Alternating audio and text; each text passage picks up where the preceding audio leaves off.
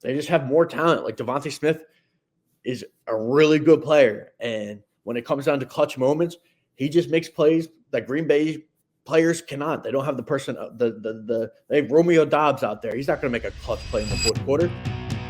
Cayden, how you doing, my man? Never a dull moment in Eagle Land. Great to have you on the show today. Thanks for having me. Yeah, that's my fault, Cayden. I was sitting. I asked Cayden in the locker room if he'd do the show, and I was texting Zander in the locker room, and I didn't send it. And I thought I sent it, and all of a sudden your text came in, and I wasn't paying attention, and then it came in. I'm like, oh shit, we didn't send the link, but Zander didn't know you were coming on. So this is all me taking accountability, Cayden, and I apologize. So I typed out the text, and I didn't send the text. And I'm like the Eagles, like the 4th and 6th. I'm not making excuses. It's not my standard operating procedure within the text. Jalen hit us with an SOP yesterday. That was hilarious. It was a text I've made tons of times, and I didn't make it that time. That's the exact Jalen Hurts quote, except for I changed play to text. It's a text I've made a ton of times, and I failed to complete it. I apologize, Cayden, right off the bat. It's all right. It's more accountability already, like you said. Accountability it is. All right, what do you think of the entire day, which started with contentiousness from Nick Sirianni to honesty from AJ Brown to, I think, the typical and by the way, well-handled press conference from Jalen Hurts. Yeah, I wasn't there for Jalen, so I don't have as much of an opinion on that, but I thought Nick's was fascinating. Like, I don't think any of those questions were unfair. I mean, when you have players coming out on the post-game interview saying pretty much that AJ and Jalen do whatever they want, referring to the fact that that they made that check. You have Nick Sirianni captured on the sideline screaming "Why?" showing clear frustration, and he says, "Oh, I don't want to get into that. That kind of brings he thinks." But he was obviously frustrated, and maybe it's just because the play's not executed. I have a hard time believing that. So I think all the questions were fair, and then ultimately with the AJ stuff. I understand he's annoyed. I think I'm annoyed about covering it like every week. Oh, it's exhausting. But ultimately, if your player's not coming out and saying, things are a bleep show and things like that, you don't have to answer those questions. So I think of that a little bit was just he's frustrated with talking about this, which I understand. But at the same time, I don't know. That was interesting. Weird. Like it was different. I haven't seen him get that riled up in my time covering the team, or he was pretty feisty and angry. I thought AJ's explanation was fine. I think he's always taken accountability when he has done stuff like that that has drawn drama or attention or whatever. Doesn't mean he won't do it again. I mean, he's done this many of times where he's come out and taken accountability, and I understand where he's coming from. I mean, he's a super talented wide receiver. He's been one of the best wide receivers in the league, and they're not getting him the ball ever. So I understand the frustration, and honestly, I think Jeff McLean's question was fair. I mean, the bigger problem is that they're not able to get their star wide receiver going, and he's frustrated because of that reason. So I don't think his feelings are wrong. Maybe is he handling that the best? Probably not. But I think what he said is valid. I mean, I don't know. It's weird definitely valid for sure. Now, let me ask you this, because AJ's been, this is not the first week, by the way, that we've talked about AJ Brown making comments, and everybody's been speculating all year. Is it about Jalen Hurts? Is it about Kevin Patullo? Is it about Nick Sirianni? Did his comments and his clarifications, his 8 minutes that he gave the media yesterday in the locker room, did it lead you closer to identifying maybe which one of those things AJ is talking about more? I think it's two things. I don't think he's this completely selfish player that only cares about his stats and his numbers and his legacy. I don't think that, but I also think he knows when the offense doesn't have a good passing offense, and for whatever reason, that it just doesn't look good consistently. At the same time, I think he cares about both. I think he knows when they're winning and the offense looks really good, his legacy and his stats will look even better. I think he's well balanced in that aspect. But I think it's important that they figure this out. I mean, we're getting to the point where, we're in the second half of the season. And if this continues to look this way, for as I think he is, it's a little unfair, the people that call him selfish and stuff, but at the same time, it's a guy that wants the ball in his hands. He's a wide receiver. At the end of the day, I think people try to make him out something that he isn't. I mean, he's a wide receiver. He wants the ball. And if he doesn't start getting the ball, I wonder what his future is here long term. I know there's a big cap hit and all that, but he's frustrated. And I don't know if this offense is going to change necessarily, because I just don't think they are built to win through the air. I don't think that is the style. I mean, maybe it's the quarterback who I don't know, but I just don't see this changing much. They win the way they win, which is not turning over the ball. It's playing conservative, and it's worked for them. I don't know if that works for A.J. Brown, though. I mean, A.J. Brown wants to be more involved, and I understand his frustration because I think conservative offense eventually catches up to you. I know they don't turn over the ball, but what happens this week when they play Detroit, who could put up 35, 28, 40 points on any defense really in the league when they're clicking? If you don't have an offense that, I don't know, it's not playing well consistently. And that's what AJ said yesterday. They can't rely on the defense to keep bailing them out in certain situations. I don't think they'll be able to do that this week because I think Detroit's going to put some points up. Yeah, they are. So, I think in a large part for this specific game, the personality of the game will change, and some of it will take care of itself, and we'll see how they execute and if it's a good passing game or a bad passing game. But to the larger extent, I agree with you. It's you can't change your identity in week 11 of an NFL season. That's like an off-season thing. You can try to accentuate. To me, the bigger problem is, and we don't even talk about it because of the passing offense, the difference between this year and last season when they had all sorts of games. I went back and looked at it, Cayden. They had 7 worse passing performances last season than what happened in Green Bay on Monday night. 7. Yeah. And everybody forgets it because they won the Super Bowl. The crutch was the running game, and they can't get the running game going. Why in God's name can they not get the running game going? It makes no sense. They have a good offensive line, good running back, good quarterback, +1. What are you seeing? Why? Earlier in the year, I mean, I would say they weren't playing well. The interior definitely was not playing well. If Landon really hurt, Cam hurt. I mean, Cam's obviously hurt now. Brett Toth, and I do think that's a downgrade, so that's probably affecting it a little bit. But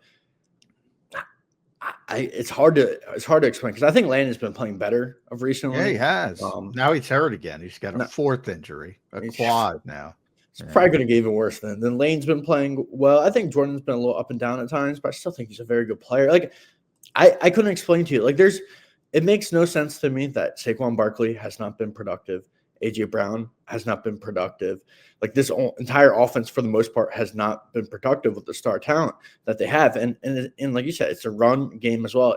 And in the pass game, they can't get anything going consistently. Minnesota, they made a few big passing plays, but honestly, they didn't play consistently. It wasn't that great. People think it was great. They threw it 23 times, and it was a bunch of shot plays that worked. It was great, but it wasn't like you watch Detroit when they're cooking. It wasn't like that. No, their whole offense right now is based off, it's ugly for a while, and they make 1 or 2 plays that the other team doesn't make. And maybe that's sustainable enough if you have an elite defense throughout the year.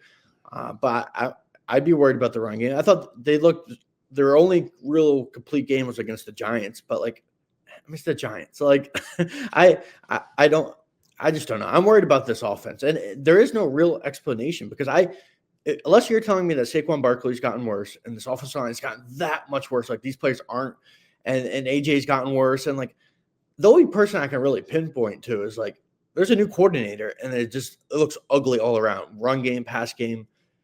I mean, it's hard. I don't want to blame Kevin Patullo solely, Hey, but hey, taking shots. It's hard because I think Kevin Take a shot at Patullo, Kevin. I think he's hamstrung too. I mean, you can only call plays, Cayden, if it's in our risk averse approach. That's like telling a point guard you can only score if you get to the if you can lay it up, if you get to the rim.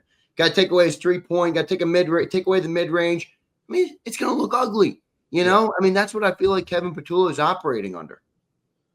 Yeah, and maybe the blame just lies on Nick Sirianni's philosophy, and if that is what he wants his football team to play like. It's weird. I mean, it's weird because we're talking about a team that is 7-2, like they're like 3 and whatever. I mean, maybe we're wrong. Maybe the Yeah. offense doesn't have to get better. Like literally, maybe that's the case. Is that the case? Maybe if the defense becomes the number 1 defense in the league in the second half of the year again, and they're so dominant and they hold teams to 14 and 10 points and 7 points, but you're going to run into offenses that can put up points. Like no matter how great your defense is, the Rams are going to put up points. The Lions are going to put up points. I don't think that's the case. Who knows? Maybe the Eagles are just one of those teams that can just turn it on when stylistically, like John talked about, when we saw in the Rams game when they had to come back in the second half and throw the ball over the yard. They did it. Maybe I don't think that is like. Obviously, it works. They're super talented. And I think they keep winning because they're more talented than other teams. Like Green Bay, they just have more talent. Like Devontae Smith is a really good player, and when it comes down to clutch moments, he just makes plays that Green Bay players cannot. They don't have the person. They have Romeo Dobbs out there. He's not going to make a clutch play in the fourth quarter. Kazoo's not going to make a clutch play. Kazoo. You probably don't know Kazoo, but those goofy helmet things. But how long can you keep getting by with that? That you're on the razor thin edge of 1 or 2 plays. You have Saquon, you have Devontae, you have AJ. They'll make a play. It'll be a tight game. We'll play conservative, and we'll win it at the end. Like I think as good as they've been, and they have been good. And I think people should celebrate the fact that they're 7-2. They won a Super Bowl last year. But at some point, I mean, that's what I think. Going back to AJ's point, they have to adapt. Like they can't just keep playing this way. I see his point because it's not going to catch up now. They're still going to finish with a great regular season record. Heck, they might be the 1 seed, but they're going to run into a team that can put up a ton of points. And if they're not consistent on today, offense, that this is the game, right? Yeah. I mean, this is the game we've all been looking forward to see for 18 months. Even Jalen said that. Even Jalen with some rare honesty. Testing against each other. Boy, I think it comes down to the defense and the defense getting Jared Goff off his spots, because if they don't get Jared Goff sped up and uncomfortable, they can't keep up with this team. Is that how you see this game on Sunday night? Yeah, that's how I see it as well. Because as good as Quinion Mitchell and Cooper DeJean are, and secondary, they have so many pieces that they can. It's unbelievable. Amon-Ra, Jameson Williams, and I'd be scared about. We didn't get to see it because Tucker Kraft was out, but like, what happens when Laporta's getting some one-on-one matchups? Great, man. In the middle of the field with Makuba and Blankenship, like I feel like that could be a mismatch.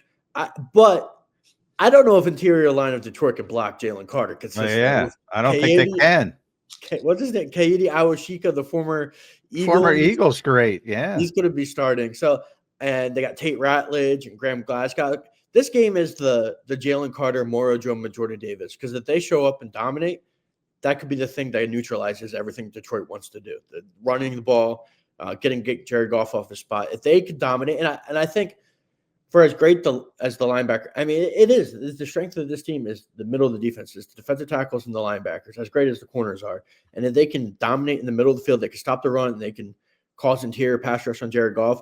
I think they could win this game. But if he's got a clean pocket, he's going to pick them apart. Like he's a good quarterback when he's not under pressure consistently. And I think it's going to be a tough matchup. And Detroit's defense is very banged up. Like Arnold, I don't think they have. It's always banged up. They can't stay healthy, man. They find a way to still play well though, which is probably partly due to the scheme. Kelvin Shepard's done a nice job this year. Aiden Hutchinson's kind of back to what he was. I think there's an opportunity. McNeil's back. Yeah, they're getting some people back. Malcolm Rodriguez is back. Campbell's a hell of a player, man. He's turned into a big-time player at linebacker for them. Their safeties are great when they're healthy, but Joseph has been out. Mm-hmm. Their corners aren't that good, though. No, Terrion Arnold, he's been a disappointment. That Quinyon, it was Quinyon Mitchell or Terrion Arnold. The Eagles made the right choice. they definitely did. You mentioned Campbell and I mentioned Hutchinson. I think they have some pieces on that defense that are really good. I mean, but if they can't put up points against this banged up secondary, I would be even more concerned. Like they should be able to put up points. Like this is a team that is lacking personnel because of the injuries we just talked about. I mean, this is an opportunity. It's going to be a real test. Like Green Bay was good. They have a great defense, but the offense is not that good. Early in the year, Kansas City wasn't playing extremely well. The Rams, I mean, the Eagles have some really good wins, but to me, this would be the most impressive win later in the season because if they beat Detroit the rest of the year, I don't know who they're going to lose to. Me, Buffalo. Like this is the game where I think if they win this game, they win the 1 seed. So I mean, it's crazy, man. All we talk about is how bad things are offensively, and they're the number 1 seed in the NFC. And if they win this game, they got the inside track to being the number 1 seed. Yeah. And making everything go Lincoln Financial Field, go through Lincoln Financial Field. It's amazing. It's amazing. But they have no joy. Nick Sirianni said, hey, Steve Kerr says have joy. They have no joy. They're always miserable, Cayden. Maybe they know it's going to catch up. Like, I mean, like, because honestly, and your point is kind of, I've been thinking of it for a few minutes. Last year, the playoffs, you're watching. I mean, they just wore out Washington from the beginning because Saquon just set the tone with the big run at the beginning of the game. They went after him. And then the big runs against the Rams. If they don't have that on offense this year, I just don't know if they're not the risk averse thing. If you're going to play risk averse to this level, you got to have crutches. And last year they had the number 1 defense and the running game. And you pointed that out already. If the defense can be number 1 in the second half of the year, well, shit, maybe it'll work. But I don't know, man. They're 7-2. It's hard to argue with, but it does feel like it's going to catch up to them at some point. It does. And I mean, I do think that's part of AJ's reasoning. I mean, there is probably the personal aspect for sure. But I think AJ's a leader. Yeah, I think he's a leader. From the guys, I talked to some guys yesterday because I wanted to write a story just a little bit about how he's been over the last few weeks. I mean, they've all said, the same things. I think it affects us, reporters in terms of like, we have to cover this because, I mean, it is a story when he's complaining. It affects fans because they want to feel like he's bought in, or I don't think there's players in there that are like truly questioning AJ Brown. He might have a problem with certain people, whoever they are, but the guys I talked to didn't seem like he's like completely checked out. I mean, they brought up the block on the Saquon, out in space. But I know some people have been questioning the catch at the end of the game, the effort on that. I don't know. I don't know who would really blame in that. I blame more the play call. Like I just think. Well, I'd like to know what the play call was, but nobody will admit to what it was. They just constantly, never answer the question. Basically, it's pretty simple. Was that the play call or was it an audible? It's pretty simple. If it were the play call, just say it the play. But they went word salad. Jalen said standard operating procedure within the play. That's a non-confirmation confirmation to me. It was a fucking audible. Yeah. And I think the fact that you have Devontae Smith saying it after the game pretty much without saying it. And the fact that, like, part of me thinks, I mean, I could be wrong, but part of me thinks the fact that Nick Sirianni got so defensive makes me think that he's like covering it up for it. Like he did the same thing in Seattle. Remember, he gave the stupidest explanation. Well, you weren't coming to the team at the time, so I don't know if you remember, but he looked like a fool when Jalen and AJ went off script and called an audible and took a deep shot, and Xavier McKinney, it was Julian Love. I don't know what I said. Julian Love intercepted it, and the game was over. They lost the game. And it was an audible, and they made a mistake, and Jalen threw in the double coverage. It was a mistake. But he fell on the sword for both of them. And AJ admitted right away that, we went off script. And it's not even off script. We're going rogue is what Bill Colarulo talked about this. It's not going. It's an audible. It's built into the offense. It's just a bad decision. Yeah, it is, and I that's another part I'm curious about is like this connection between Jalen and AJ because I mean part of it I think is Patullo, but like are they on the same page consistently? I mean, the one play they seemed like they both decided to go to, it didn't work. I don't know. I find it fascinating because I mean, even in the past few years, the passing offense hasn't been spectacular. I mean, especially last year, but AJ was still getting targets, and I know he missed some time with injuries. But that part is strange. I mean, his numbers are on pace to be so low. He's not He's on on pace pace for 780 yards, guys. Yeah. His numbers look like Marquez Valdez-Scantling, or like he's the 50th receiver in the league. He's missed Well, one you game. know, is he healthy? Yeah, there's so much that goes into it. Like he has consistently said he's completely fine.